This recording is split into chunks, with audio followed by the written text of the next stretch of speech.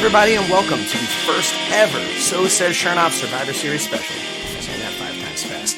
I'm Josh Shernoff, co-host of the After Chat podcast, and today we are going to be talking all things Survivor Series in preparation for this Sunday's live event on the WWE Network. But we can't get where we're going if we don't know where we've been. Survivor Series began in 1987, and while a number of things in the pro wrestling business have changed in the past 31 years, one thing that hasn't is the excitement that goes hand in hand with the Survivor Series. But why? Well, one reason would be nostalgia. You know, that thing that makes you excited about seeing Shawn Michaels' in-ring return, even though you know you're going to have to look at this. You can't unsee that. Chances are, if you were a fan in 1987, then that's your favorite time in wrestling. If you were a fan growing up in 1997, then that's your favorite time in wrestling. And if you were a fan growing up in 2007, I'm sorry. Anyway, today we're going to go over my top 5 most memorable moments in Survivor Series history. Number 5, the first match in Survivor Series history. That's right, the first match ever at the Survivor Series was also the first ever 5-on-5 classic elimination Survivor Series match. It featured a who's who of 1980s superstars, and perhaps one who? I'm kidding. Obviously, we know that's Danny Davis, seen here answering the question of what's black and white and can't get over. The survivors of that match were the Macho Man Randy Savage, Jake the Snake Roberts, and Ricky the Dragon Steamboat, all future Hall of Famers, which has me so excited that I can't wait for whatever the opening match is this year at Survivor Series. Number 4, the debut of The Undertaker. That's right, Survivor Series 1990 saw the debut of one of the greatest characters and performers in WWE history. The Dead Man, Big Evil, Booger Red. The Undertaker was led to the ring by Brother Love, and I have it on good authority that that is the second greatest moment in Bruce Pritchard's entire career. The first one, of course, being interviewed by me.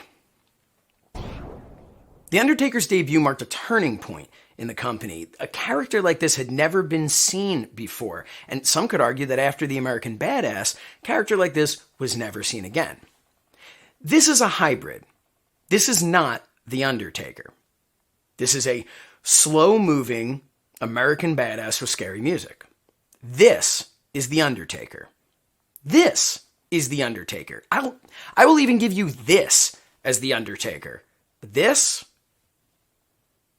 is not The Undertaker.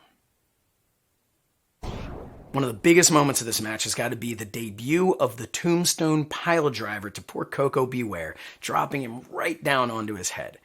Speaking of Tombstone Piledrivers at Survivor Series that drop somebody directly onto their head, causing serious and permanent neck injuries, that brings us to number 3. The Undertaker versus Hulk Hogan in the Gravest Challenge. No, this is not on the list because of the tombstone. It was just a really good transition. I mean, look at the devastation there. I mean, do you see it? As Hulk Hogan's head not only goes right into the mat, but through a steel chair. Now, Hulk Hogan would go on to say that that caused him serious neck problems for years and years and years to come. And I'm not saying that Hulk Hogan was lying. I am suggesting that maybe his recounting of the events were the opposite of reality. But the reason this match is on the list is because this match marked the first ever non-traditional Survivor Series elimination match to take place at the November pay-per-view, a precedent that many people feel lessened the pay-per-view, while other people have argued that it allowed the event to have more stakes in its matches. Either way, Hulk Hogan is an inspiration. The fact that that man is still walking after this move, forget the fact that he had a decade plus left in his career. After something so brutal, you know, I can't even look at this. Anyway, please take this down. Take it down. I can't even look at it anymore. Number 2, the Gobbledygooker. Remember when I was talking about nostalgia? Well, it's important to note that while the most cynical wrestling fan might believe that the past was always superior to today's product, there was once the gobbledygooker. On the same night, no less, as The Undertaker's debut, it's like Vince McMahon was sitting backstage going, The Undertaker's going to be so awesome. I must counteract all the awesomeness. The gobbledygooker was many people's first memory of being disappointed by professional wrestling. It was beyond bad. There was no excuse, no apologies can be made. And I'm somebody who can apologize for T.L. Hopper. You don't believe me? He's a plumber. You think a wrestling match is going to scare him? Do you have any idea what this man has seen? He has been elbow deep in human excrement. And you want to talk about strength and conditioning? Do you know the tricep strength that it takes to unclog a number 2 from a urinal? Not to mention a number 3 from a sink? Man's a hero. Oh, and if you think I'm being too hard on the gobbledygooker, don't worry about it. He's a friend. And the number one most memorable Survivor Series moment has got to be the Montreal Screwjob. I mean, it's the night that created the Mr. McMahon character. It's the night that ruined Bret Hart's career. And it's the moment that the not yet named WWE Universe collectively dry heaved at the sight of that loogie. Ugh. That aim, though. You know, the Montreal Screwjob didn't have to happen. It's a shame that it was 1997. By 1999, we're just running people over with cars. You couldn't get the match in the ring that you wanted? No screwjob necessary. Just hit his ass with a car. Now, in fairness, Steve Austin wasn't being difficult or unagreeable. He was just suffering from a severe neck injury, presumably from a tombstone piledriver that looked something like this.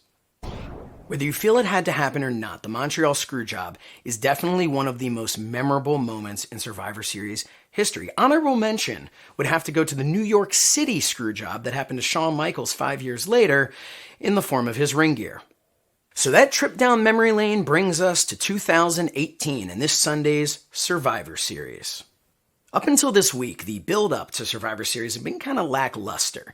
What with all the other shows to promote, Evolution, Crown Jewel, Mixed Match Challenge, you know, the important stuff.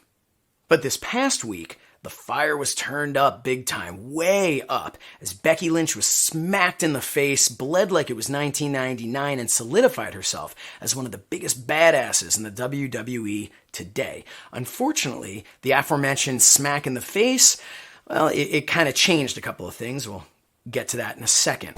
The WWE is in a transition period, whether they want to admit it or not. John Cena's MIA, Chris Jericho has seemingly moved on to other things, Triple H just tore his chest quad, and of course there's Roman Reigns. And while I hope that all of them will be back sooner than later, this gives an opportunity for the active talent in the WWE to either sink or swim. And that brings us to some of the top matches at this year's Survivor Series.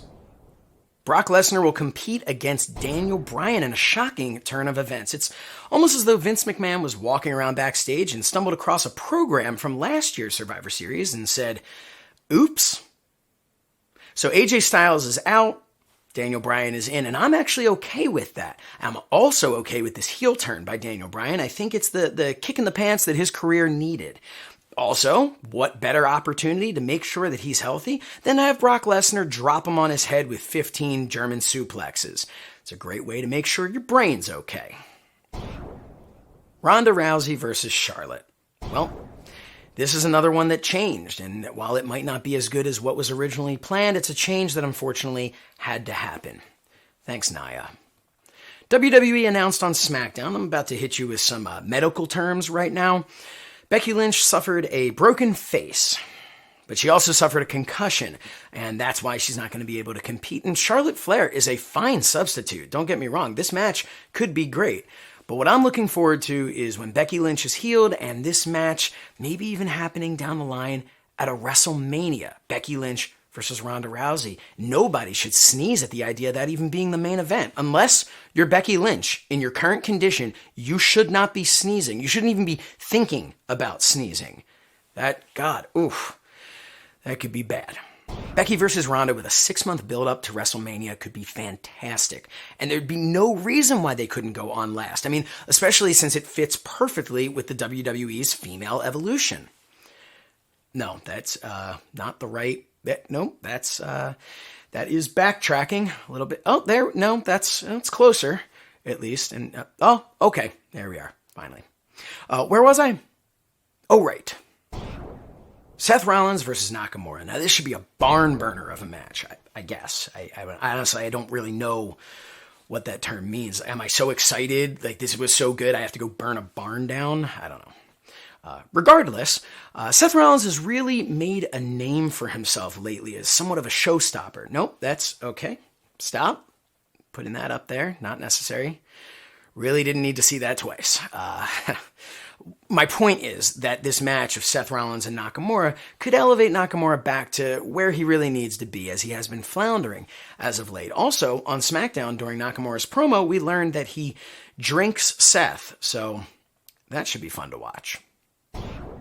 Tag champs versus tag champs. This may be the most hard-hitting match that nobody's really talking about. The Authors of Pain, seen here with the Combat Ken Barbie doll, will be going up against The Bar. Now, this is a great test for the Authors of Pain, as so far they've really only been up against jobbers, enhancement talent. They've never had a challenge like The Bar. And I know what people are going to say, oh, what about NXT? They had such great matches at NXT. Well, you know what? They wouldn't be the first team that was dominant and scary and brutal in NXT and then came up to the main roster and didn't do the same thing. Speaking of the Ascension, they're in a match that I feel like will be wasting enough of our time without me having to talk about it. Finally, we have Team Raw versus Team SmackDown, both the men and the women, and honestly, I'm not really sure any of it matters. We may get some fun feuds or cool spots out of this, but for the most part, I expect to see a bunch of blue shirts and a bunch of red shirts instead of making their teams look like a cohesive unit fighting for their brand's supremacy. Instead, they're going to end up looking like a bunch of campers fighting it out in color war. While the shirts may help remind us who's on what team, year after year, I felt like all it does is strip the talent of their individuality. Unless, of course, it's Triple H. That man will wear the colors, but he won't be caught dead wearing a brand. Unless, of course, it's NXT. And honestly, if you had to choose which brand's logo you wanted to wear, would you choose differently? So the matches don't matter, though. What matters is the fallout. Okay, is it going to be Shane? Is it going to be Stephanie? Which one's going to be able to claim brand supremacy? And honestly, I hate to be negative, but I don't really care all that much. It makes me long for the days of Survivor Series where The Rock won his first world championship, or when Stone Cold Steve Austin first went one-on-one against Bret the Hitman Hart, or even when Bret the Hitman Hart faced off against Shawn Michaels. Stop, okay? It looks like a bad bald cap, and I don't understand it. Anyway, that's all the time that I have. Thank you so much for joining me on this special. This has been So Says Shernoff, because that is what Shernoff had to say.